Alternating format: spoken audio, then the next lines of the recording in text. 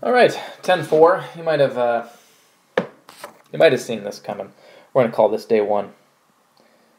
Got a couple examples. The first one I'll go through start to finish. The second one I'll dabble with a little bit and again leave you in the point I always want to, which is a little bit to clean up on your own. Okay, I never mind that.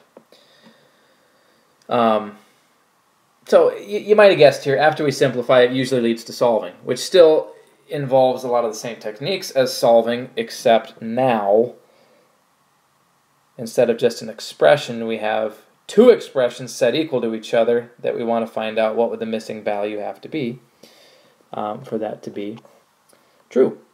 Okay. Notice on the left side we have cosine of 2x. That's in the form of a double angle, 2 times some angle. It's no good for solving. I don't like those. Okay, the right side looks okay. I've got 1 minus sine of x. I can live with that. Cosine of 2x, which leads us to that same issue that we had in the first day. We got 3 different choices. Normally choices are a good thing. Here they're not. We'd love to just know, hey, here's the only option we have for what to plug in. This is what you plug in. Unfortunately, cosine is just not that way. Well, here's the deal. Remember back to chapter 8 when we were solving that having different trig functions in an equation that we're going to solve is rarely a good thing. Okay? Vast majority of the time it's not. There's sine on the right side, which makes me think I want to go and make the substitution for cosine of 2x in terms of sine. And there's only one of the 3 formulas that involves sine and not cosine, and this is the one. Okay? Starting to look like it might be a quadratic. So I'm going to make a bold little step here, and I'm going to do a 2 for 1. Move everything over to the left side, subtracting 1, adding sine of x, right side equals 0. Oh, look at over here. 1 minus 1 is 0. I've got negative 2 sine squared of x plus sine of x. Okay, that kind of looks like a quadratic, but we're missing our constant term. Okay, that means I'm going to use a slightly different technique to factor this because I only have 2 terms. Instead, I want to look and see do they have anything in common. And sure enough, they do. Both of these terms have a factor of sine of x. Okay, when I take that out of my first term, I still have the negative 2, but that sine squared just reduces to sine. Second term becomes 1. This puts me in great position to continue to solve because it's set equal to 0 and it's factored. I can set each factor equal to 0 and I can solve them separately, which makes life easier. Okay, sine of x equals 0. That is true at 0 and at pi. That's a key point on the unit circle. So right there from the first factor, I've got 2 solutions, 0 and pi. A little more work to do over here. I'd have to subtract 1 and divide by negative 2. That leads to sine of x equals a half. Again, key points, unit circle. Where on that unit circle is sine 1/2? Pi over 6. 5 pi over 6.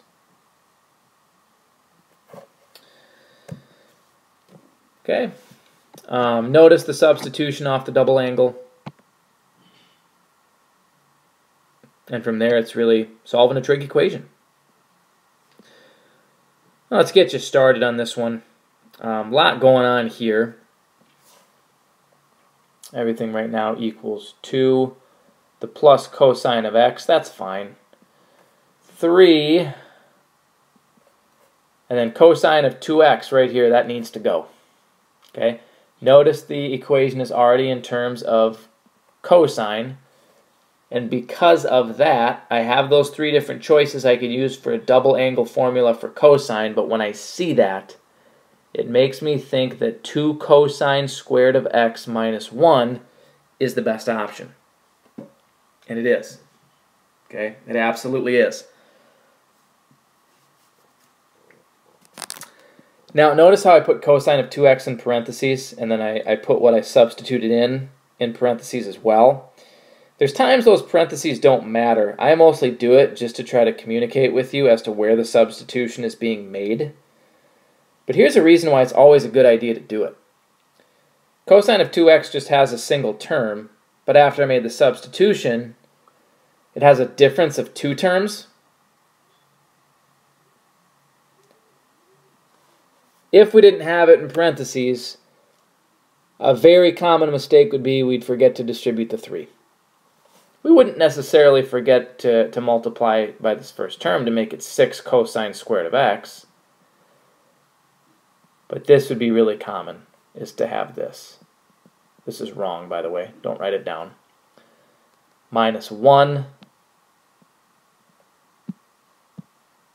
instead of minus 3.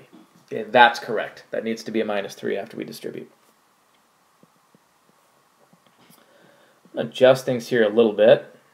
Okay, I'm getting pretty close to here. I'm going to cut myself off and leave it to you.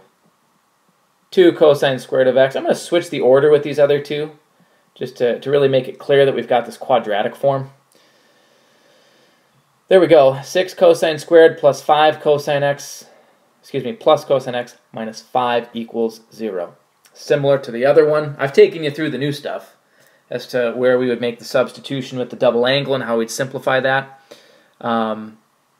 You should be thinking factoring. This one is factorable. It's a little bit tricky to factor, but I'll give you that hint. It is factorable. Get it split up as those two factors and solve each one separately.